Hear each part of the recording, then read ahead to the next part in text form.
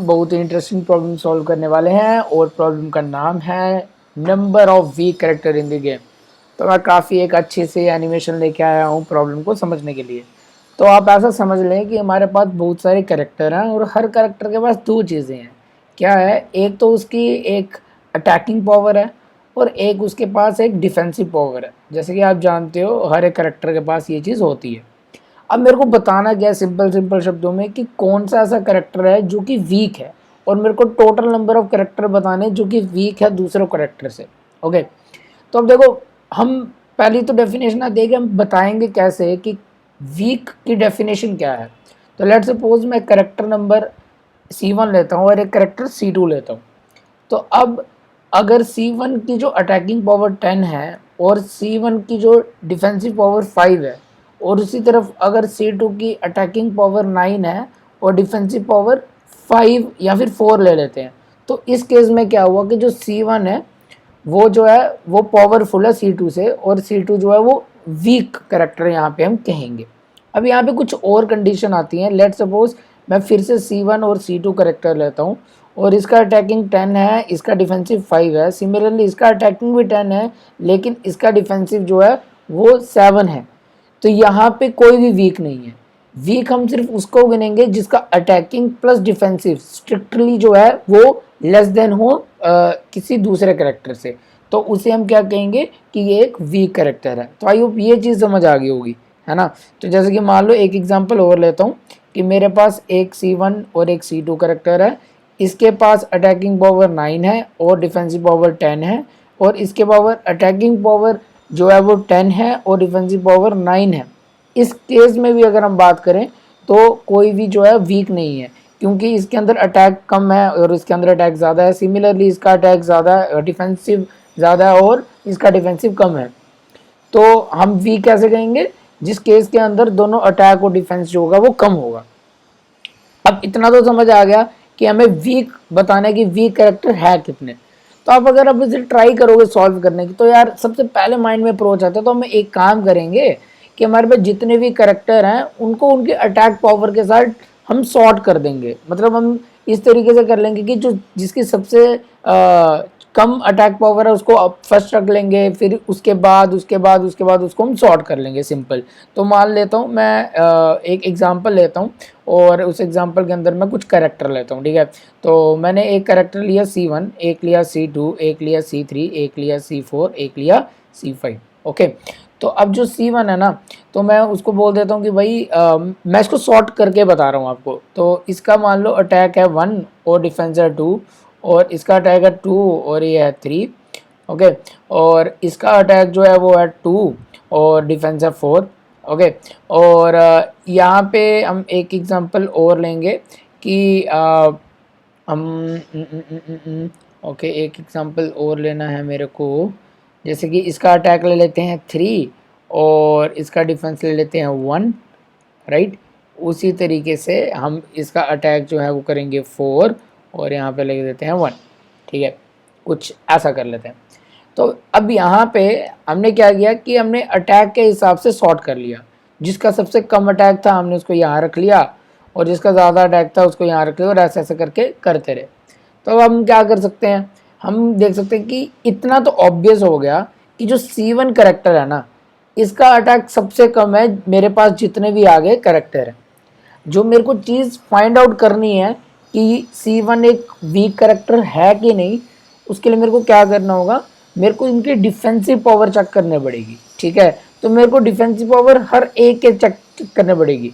तो मेरे को चेक करना है कि यार ये जो 2 है ना, मैं कलर चेंज करता हूँ। ये जो C1 करेक्टर है इसकी डिफेंसिव 2 है, क्या ये C2 से छोटी है? नहीं यार, हाँ ये जो छोटी है। तो इसका मतलब क्या हो गया, ये एक वीक करेक्टर हो गया। तो हम अपने वीक जो करेक्टर होंगे उनका काउंट कर देंगे 1। सिमिलरली हम नेक्स्ट वाले करेक्टर में जाएंगे और हमें पता है कि इससे आगे जो है वो सारे बड़े हैं, लेकिन एक ऐसी भी कंडीशन आ सकती है जैसे कि आप देख सकते हो कि सेम अटैकिंग पावर है। तो इस केस में आप क्या करोगे, आप डिफेंस चेक करोगे, भाई इसका 3 है और इसका 4 है, तो आप बोल दोगे ये भी वीक है। बट ये वीक नहीं है, क्योंकि इस केस में इनका अटैक जो है वो सेम है। तो इसका मतलब ये कि यार अगर हम इस तरीके से प्रॉब्लम सॉल्व करने की कोशिश करेंगे तो हमें आंसर जो है वो गलत आएगा, राइट। तो हमें कैसे करना चाहिए? तो हमें ऐसे करना चाहिए कि मान लो अगर दो कैरेक्टर ऐसे हैं जिनका अटैक पावर जो है वो सेम है, तो उस केस में जो उनका डिफेंसिव पावर जिसका सबसे ज़्यादा होगा ना, वो हमें पहले लाना है। समझ रहे हो? वो हमें पहले लाना है। क्योंकि अगर या फिर ऐसे कर सकते हैं, या फिर हम क्या कर सकते हैं, जैसे कि हमने यहाँ पे सॉर्ट किया हुआ है कि छोटे से बड़ी वैल्यू जाएगी, तो हम इस तरीके से भी सॉर्ट कर सकते हैं कि जो सबसे बड़ा अटैक होगा वो सबसे पहले आएगा, और ऐसे ऐसे करके डिक्रीज होता जाएगा। अच्छा, ऐसा क्यों करेंगे? मतलब एक एक क्वेश्चन आता है कि ऐसा हम क्यों करेंगे। अब इसका आंसर देता हूँ मैं। अब मैं, क्योंकि यहाँ पे हमें प्रॉब्लम आ रही थी, तो मैंने क्या कहा कि हम इसे उल्टा कर देंगे। जैसे मैंने क्या किया, ये 4-1 आ गया जिसकी सबसे ज़्यादा अटैक पावर है, फिर आएगा 3-1 जिसकी सबसे ज़्यादा अटैक पावर है। लेकिन जब यहाँ पे दो सेम अटैक पावर आएंगे, तो उस केस में क्या करेंगे, जो हमारे पास डिफेंसिव पावर सबसे कम होगी पहले वो रखेंगे, ठीक है, और जो हमारे पास ज़्यादा होगी उसको बाद में रखेंगे, और फिर आएगा 1 और 2। अब इससे क्या देखने को मिला? अब इससे ये देखने को मिला कि यार अगर हम किसी भी पॉइंट ऑफ टाइम में किसी करेक्टर को चूज़ करते हैं, लेट्स सपोज मैंने ये करेक्टर चूज़ किया, तो मेरे को इतना पता चल जाएगा कि यार ये जो करेक्टर है, ये इसका अटैक जो है वो इससे पहले जितने भी करेक्टर आए हैं उन सबसे कम है। ये तो वेरी वेरी ऑब्वियस है, राइट। अब मेरे को पता सिर्फ एक चीज़ करनी है कि इस करेक्टर से पीछे जितने भी करेक्टर्स है, इसके अंदर कोई एक ऐसा करेक्टर है जिसकी डिफेंसिव पावर इस वाले से कम है ना। अगर इस वाले से कम है, सॉरी इस वाले से ज़्यादा है, क्योंकि हमें वीक बताना है ना। तो अगर इस करेक्टर से पीछे जितने भी करेक्टर हैं, अगर उसके अंदर हमें कोई ऐसा करेक्टर मिलता है जिसकी जो डिफेंसिव पावर है वो ज़्यादा है, तो इसका मतलब क्या हुआ कि ये वीक करेक्टर है ना। तो मेरे को क्या चीज़ फाइंड करनी है, किसी भी करेक्टर को जब लेंगे उससे पहले जितने भी करेक्टर होंगे, तो जो मैक्सिमम डिफेंसिव पावर अभी तक की है वो मेरे को अपने पास स्टोर करके रखनी है, कि मैं डायरेक्टली कंपेयर करूं कि ओके, कि अगर मैं बात करूं इस वाले करेक्टर की, तो मेरे को इतना पता है कि ये सारे के सारे करेक्टर जो हैं इसका अटैक जो है वो ज़्यादा है एज कम्पेयर टू इसके। लेकिन अब मेरे को चेक क्या करना है, मेरे को चेक करना है कि क्या इससे पहले जितने भी करेक्टर थे उनका डिफेंसिव पावर से ज़्यादा है कि नहीं। तो आप देख सकते हो कि ऐसा यार कोई है ही नहीं, है ना। तो ये भी एक वीक करेक्टर नहीं हुआ। अब मैं बात करता हूँ इसकी। तो हमें इतना पता है कि इससे पीछे वाले जितने भी करेक्टर हैं सबका अटैक पावर क्या है, ज़्यादा है, ये ऑब्वियस है। अब मेरे को चेक करना है कि इससे ज़्यादा किसी का अटैक पावर है, हाँ 4 का। तो इस केस में क्या हो जाएगा, मेरे पास ये वीक करेक्टर हो जाएगा। आई होप यार ये पूरा आपको समझ आया हो कि हमने पहले सोचा कि अटैक पावर को ऐसा करें, लेकिन उसके अंदर हमें प्रॉब्लम क्या आ रही थी, हमें प्रॉब्लम ये आ रही थी कि अगर सेम अटैक पावर आ रहा था तो उसके अंदर हमें ये प्रॉब्लम आ रहा था कि हम अच्छे से कंपाइल नहीं कर पा रहे थे। लेकिन अगर हमने ये एक मोनोटोनिसिटी जब लाई कि हर एक करेक्टर जो है उससे पहले सब करेक्टर की अटैक जो पावर है कम है, बस मेरे को फाइंड क्या करना है, मेरे को फाइंड करना है कि कोई ऐसा करेक्टर है जिसका डिफेंसिव पावर जो है वो ज़्यादा है मेरे वाले करेक्टर से, जिसके लिए मैं चेक कर रहा हूँ। ठीक है, तो हम एक एग्जांपल लेते हैं और उसको अच्छे से सॉल्व करते हैं और देखते हैं कि कैसे होता है। तो let me take some example, proper example. Okay, ये वाली एग्जांपल ले लेते हैं, ठीक है, फ़िलहाल के लिए। तो ये ले ली, और अब क्या करना था, सबसे पहला स्टेप मेरे को सॉर्ट करना था। किस तरीके से, कि जिसका सबसे ज़्यादा जो डिफेंसिव पावर अटैक पावर है वो ज़्यादा रखना है। तो जैसे ये आ गया 10 और ये आ गया 4, फिर उसके बाद किसका आया 4 और फिर आ गया 3, फिर उसके बाद किसका आया 1 और फिर आ गया 5। तो मैं क्या करूँगा, ये आगे मेरे वीक करेक्टर इनिशियली 0। तो सबसे पहले मैं यहाँ हूँ और मैं यहाँ पे सबसे मैक्सिमम जो है ना, मैक्सिमम डिफेंस भी स्टोर कर रहा हूँ। स्टार्टिंग में मेरे पास कोई डिफेंस नहीं है तो वो आ गया 0।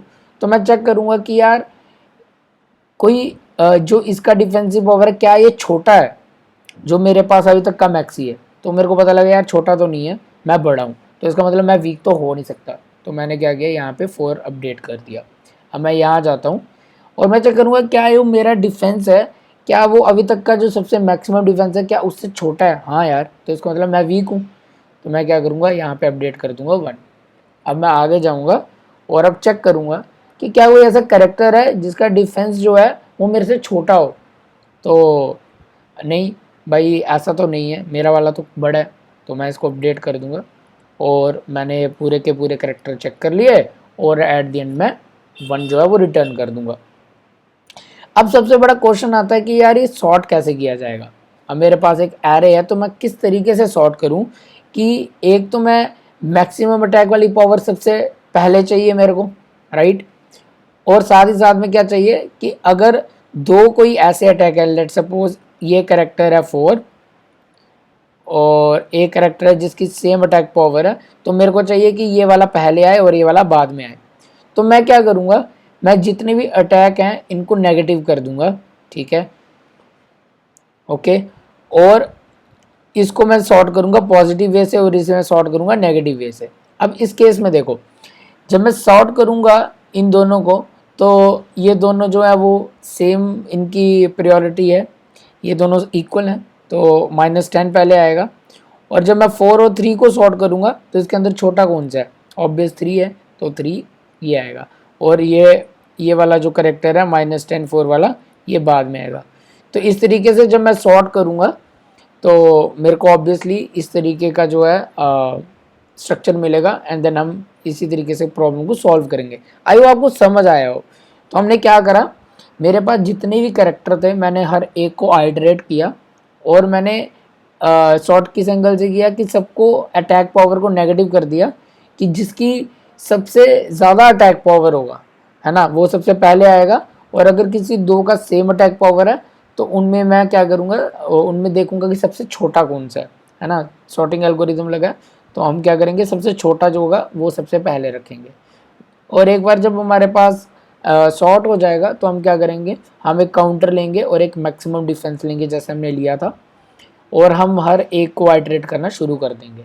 और मैं चेक करूँगा कि भाई इस कैरेक्टर का जो डिफेंस है क्या वो मैक्सिमम वाले से छोटा है, अगर है तो उसका मतलब मैं वीक हूँ और मैंने काउंटर को इंक्रीज़ कर दिया, और अगर नहीं है तो मैं अपने मैक्सिमम को अपडेट करूँगा और एट द एंड में काउंटर को रिटर्न कर दूँगा। और इस तरीके से हम जो है ये प्रॉब्लम सॉल्व कर लेंगे। अब बात करते हैं कि क्या इसमें टाइम कॉम्प्लेक्सिटी लग रही है। तो यहाँ पे सॉर्ट लग रहा है, तो सॉर्ट में आपको पता है n log n, और फिर बाद में हम क्या कर रहे हैं, बिग ऑफ n जो है एक बार आइटरेट कर रहे हैं, तो टोटल जो है वो n और n log n हो गया हमारे पास जो हमारी टाइम कॉम्प्लेक्सिटी है। और आई होप आपको अच्छा लगा हो एंड थैंक यू।